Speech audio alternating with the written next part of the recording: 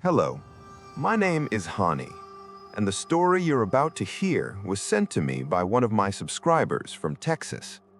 Today's story is about something extremely dangerous, a creature often called a ghoul, a being that feeds on raw human flesh. If you scare easily, or if you have a weak heart, I'd suggest you skip this one. But if you're still here, make sure you're alone and listen very carefully, because it's said, when you talk about these things, they start listening too. My name is Sharyar, and this happened to me around 3 years ago. Back then, I was in high school. That day, I was traveling with my cousin. We started our journey from Houston, and our first stop was Denver. Everything went smoothly. We reached there without any problems. But after that, we decided to continue our trip towards the mountains, and that's when things started to feel off. We were driving on a road surrounded by nothing but dense forest. No houses, no people, just complete silence.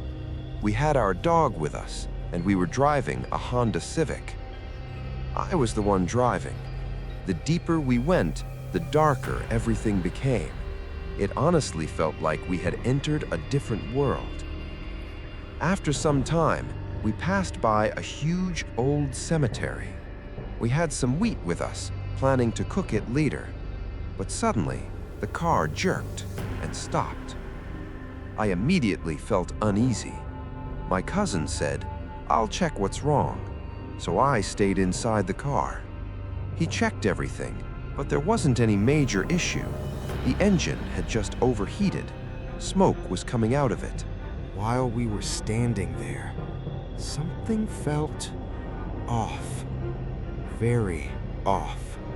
It felt like something was watching us. Then suddenly, I heard a sound, not like any animal, something far more terrifying.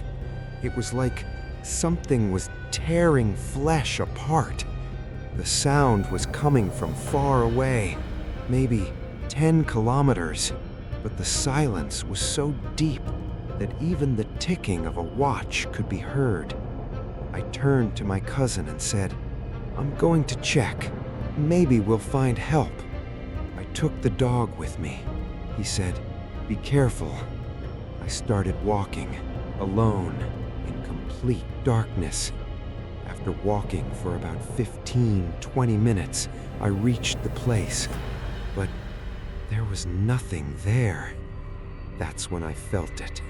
Something was wrong, very wrong.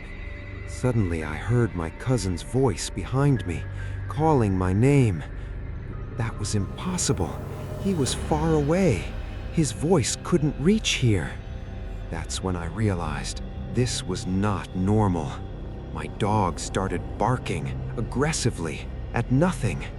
Then I heard it again, that horrifying sound, like something was eating, tearing, growling. I slowly followed the sound, and then I hid behind a tombstone and looked. What I saw froze my blood. There was a creature, completely red, its eyes glowing like blood, its teeth long like a predator, but its claws even longer. Its hair was messy, its body twisted, and it was eating something from inside a grave. When I looked closely, I realized it was eating a dead human body. I was terrified, but slowly, silently, I started stepping back, trying not to make a sound. Somehow, it didn't notice me. I turned and started walking back. My dog followed me. When I reached the car, my cousin was gone. There was blood everywhere, on the car, on the ground. Even the meat we brought was gone, like something had ripped it apart. At that moment, I knew that creature was behind all of this. I started running as fast as I could, my heart pounding, my dog running beside me, and in fear, I started shouting loudly, "Allahu Akbar! Allahu Akbar!" My voice echoed through the entire cemetery. Suddenly, I found myself face to face with that creature, just inches away. It didn't attack immediately. Instead, it slowly turned its head a full 360 degrees and started moving towards me. Behind it, there was a corpse, completely eaten. Only the head remained. I screamed. My dog attacked it, but in just one strike, the creature killed my dog. I don't know where the courage came from, but I shouted, "You can't harm me. You have no power over me." It replied in a horrifying voice, "This is my territory. You don't belong here." I said, "There is a greater power that controls everything." The moment I said that, everything changed. From all sides, more creatures started appearing, surrounding me. I was filled with anger and grief. Then suddenly, I saw a group of people. I don't know who they were, but they said, "Call the Azan loudly." And I did. As soon as the words echoed, the creatures started disappearing, and then morning arrived. Everything was normal again. My dog was alive, standing beside me. My phone was ringing. It was my cousin. When I answered, he said, "Where are you? Come back." I returned, and he was standing there, completely fine. That's when I realized these creatures, they deceive you, they trap you, and they hunt you. If you're enjoying this story and you want more real horror like this, make sure to subscribe to Nocturnal Files, because the next story might be even worse. The next story was sent to me by a subscriber from California. My name is Josefa, and this incident happened when me and my 3 friends planned a trip, a weekend getaway on bikes. Our destination? The remote mountain regions of Northern California. At first, everything was normal, but we made one mistake, a mistake we would regret. We chose to travel at night. We entered the mountain area around 9 p.m., stopped briefly in a small town, and then continued towards a shrine located high up in the mountains. The road was extremely dangerous. Sharp turns, deep cliffs, and complete silence. Even during the day, this place felt scary, but at night, it felt like something else entirely. We were riding slowly because the climb was steep. After about 20 minutes, there wasn't a single vehicle, not one. Then, I increased my speed a little, and my 2 friends behind fell back. My friend sitting with me said, "Slow down, let's wait for them." So I stopped, and we waited. 10 minutes passed, no sign of them. The silence was unbearable. We decided to go back to check on them. After about 20 minutes, we found them sitting beside their bike. Their bike wouldn't start. We checked everything. It seemed fine, but the engine was overheated. We waited 15-20 minutes. Then suddenly, our friend Ali started acting strange. He said, "There's something in those bushes." We looked, but saw nothing.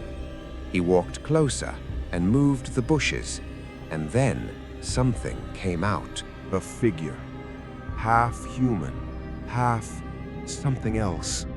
We couldn't see it, but he did. He described it. Red glowing eyes, small feet, human upper body. We thought he was imagining things. We ignored it, and somehow the bike started. We continued. After climbing further, the bike's light stopped working. Now we were in complete darkness. So I told them, Ride ahead. I'll follow with my bike light." We moved, carefully.